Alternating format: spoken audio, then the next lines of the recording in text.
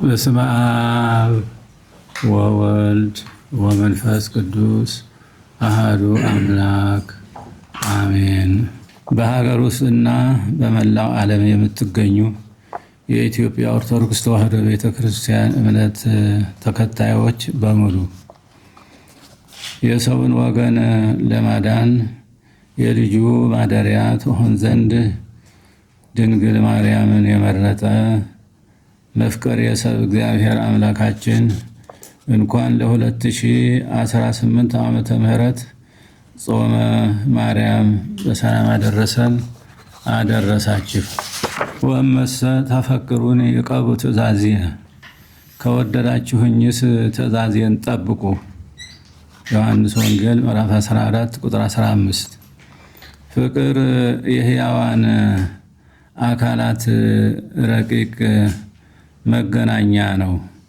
ሕያዋን አካላት በውጫዊው ግዙፍ አካላቸው በተወሰኑ ጊዜያትና ቦታ ይገናኛሉ። ስለ ጋራ ጉዳያቸውም በጋራ ይመክራሉ፣ ይበልጡም ይቀራረባሉ። ይሁንና የሕያዋን አካላት ግንኙነት በአካል በጊዜና በቦታ ብቻ የተወሰነ አይደለም። በፍቅረ መንፈስ ተገናኝተው ይግባባሉ። ከአካላዊ ግንኙነት በላይ የበለጠም ይኸው የፍቅረ መንፈስ ነው። ከዚህ አንጻር እግዚአብሔርንም ማግኘት የምንችለው በዚሁ ፍቅረ መንፈስ ሆነን በእምነት ዓይን ነው። ይህም በመሆኑ ሐዋርያው ቅዱስ ዮሐንስ በመልእክቱ በፍቅር የሚኖር በእግዚአብሔር ይኖራል፣ እግዚአብሔርም በእርሱ ይኖራል በማለት ያስተምረናል። አንደኛ መልእክተ ዮሐንስ ምዕራፍ 4 ቁጥር 16። ይህም ማለት ከእሱ ጋር በፍቅር ስንገናኝ እሱም በእኛ እኛም በሱ የመኖሩ ኩነት ይፈጠራል ማለት ነው። የተወደዳችሁ የመንፈስ ቅዱስ ልጆቻችን ምእመናንና ምእመናት፣ ጌታችን አፍቅሮ ለእግዚአብሔር አምላክከ፣ አምላክህን እግዚአብሔርን ውደደው በማለት በፍጹም ልባችን እንድንወደው እንደዚሁም ራሳችንን በምንወድበት መጠን እርስ በርሳችን እንድንዋደድ ማዘዙን እናውቃለን። የመውደዳችን መለኪያ ሚዛንና መገለጫ ምልክቱም ትእዛዙን ማክበርና መጠበቅ እንደሆነ ብትወዱኝስ ትእዛዜን ጠብቁ በማለት አስተምሮናል። ከዚህ አኳያ ጌታን መውደድ ማለት ትእዛዙን በመጠበቅ የሚገለጽ ግዙፍ ነገር እንጂ የማይታይ ድብብቆሽ ነገር አይደለም ማለት ነው። ጌታችንን የመውደድ ነገር ትእዛዙን በመጠበቅ የሚገለጽ ከሆነ ትእዛዙ ምንድን ነው የሚለውን ማየት አስፈላጊ ይሆናል። ትእዛዙን በጥቅል ስናይ እግዚአብሔርና ባልንጀራን በመውደድ እንደሚጠቃለል እሱ ራሱ ጌታችን አስገንዝቦናል።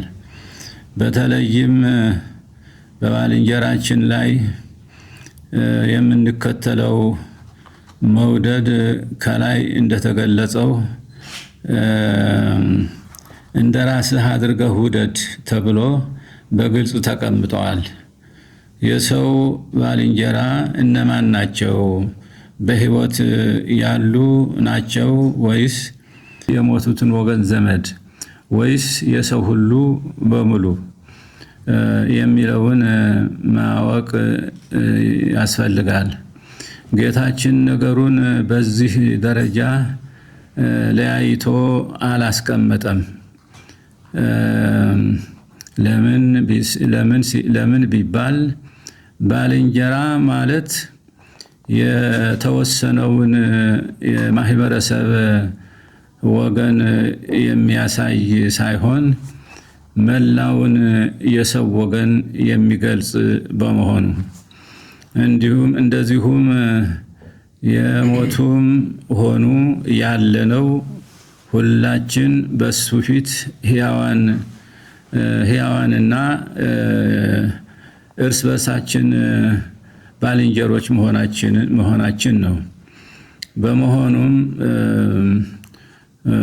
መዋደዳችንም ሆነ መከባበራችን በሕይወተ ሥጋ ብቻ ሳይሆን ከዚህ በኋላም እስከ በሌለው እድሜ በመሆኑ ጌታችን በዚህ ቦታና በዚሁ በቦታና በከፊል ለይቶ አላስቀመጠም። የተወደዳችሁ የመንፈስ ቅዱስ ልጆቻችን ምእመናንና ምእመናት ከነሐሴ 1 ቀን ጀምሮ ለ15 ቀናት የምንጾመው የጾመ ማርያም መነሻ ምክንያቱ የእግዚአብሔር ትእዛዝና ፍቅር ነው። እግዚአብሔር ሰውን በአጠቃላይ በተለይም ደግሞ እንደ ፈቃዱ የኖሩ ቅዱሳንን እንድናከብር አዞናል። ከቅዱሳን ፍጥረታት መካከል ደግሞ ቅድስት ድንግል ማርያም የመጀመሪያውን ደረጃ ትይዛለች። ይህም በመሆኑ ከፍጥረታት ወገን ከሷ ክብር የሚደርስ ባለመኖሩ ከሁሉም አብልጠን እናከብራታለን። ኦርቶዶክሳዊት ተዋሕዶ ቤተክርስቲያን ከዚህ ደረጃ የድንግል ማርያምን ክብር ስትገልጽ ከእግዚአብሔርና ለባሲያን እግዚአብሔር ከሆኑ ቀደምት አበው ተምራ ነው። በአራተኛው መቶ ክፍለ ዘመን የነበረው የታወቀው ቅዱስና ዓለም አቀፋዊ አባት ቅዱስ ኤፍሬም የድንግል ማርያምን ክብር ቅድስናና ልዕልና ሲናገር ይእቲ ተአቢ እምኪሩቤል ወትፈደፈድ እምሱራፌል እስመ ኮነት ታቦተ ለአሐዱ ዘእምቅድስት ሥላሴ። እሷ ከኪሩቤል ትበልጣለች፣ ከሱራፌልም ትልቃለች። ከቅድስት ሥላሴ አንዱ ለሆነው ታቦት ወይም ማደሪያ ሆናለችና በማለት አስተምሮናል። በመሆኑም ለእሷ መታሰቢያ በሆነው በዚህ ጾመ ድንግል ማርያምን በዚህ ደረጃ ስናከብር ትእዛዙን እንጠብቃለን። ትእዛዙን በመጠበቃችን ደግሞ እሱን መውደዳችንን እናረጋግጣለን። እኛ ድንግል ማርያምን እንድንወዳት እናታችሁ ብሎ እንዳዘዘ እሷም ልትወደን ልጆችሽ ተብላ ታዛለችና ለኛ ትጸልያለች። በጸሎቷም ከመከራ ትታደገናለች። በአጠቃላይ በእግዚአብሔር በቅዱሳንና በእኛ መካከል ያለው ግንኙነት በዚህ ትእዛዝና ፍቅር በትዕይንተ ዓለም ባለች ቤተ ክርስቲያን ዘንድ የተሳሰረ ነው። ስለሆነም በዚህ የጾም ፍልሰታ ለማርያም ሱባኤ የተራቡትን በመመገብ የታረዙትን በማልበስ የተጣሉትን በማስታረቅ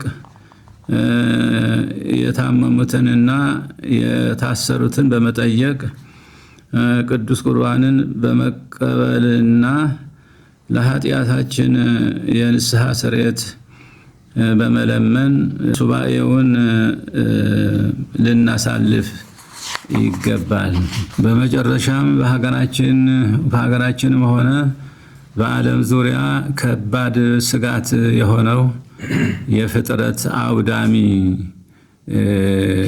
ጦርነትን በመለኮታዊ ጥበቡና ስልጣኑ እንዲያስቆመልን ቅን ልቡና በትሁት ሰብእና ሆነን እግዚአብሔርን በዚህ ሱባኤ እንድንጠይቀው አደራ ጭምር አባታዊ መልእክታችንን በእግዚአብሔር ስም እናስተላልፋለን። እግዚአብሔር የተባረከና የተቀደሰ መዋዕለ ጾም ያደርግልን። እግዚአብሔር ኢትዮጵያንና ሕዝቦቿን ይባርክ። ወስብሐት ለእግዚአብሔር አሜን። ነሐሴ 1 ቀን 2018 ዓመተ ምህረት አዲስ አበባ ኢትዮጵያ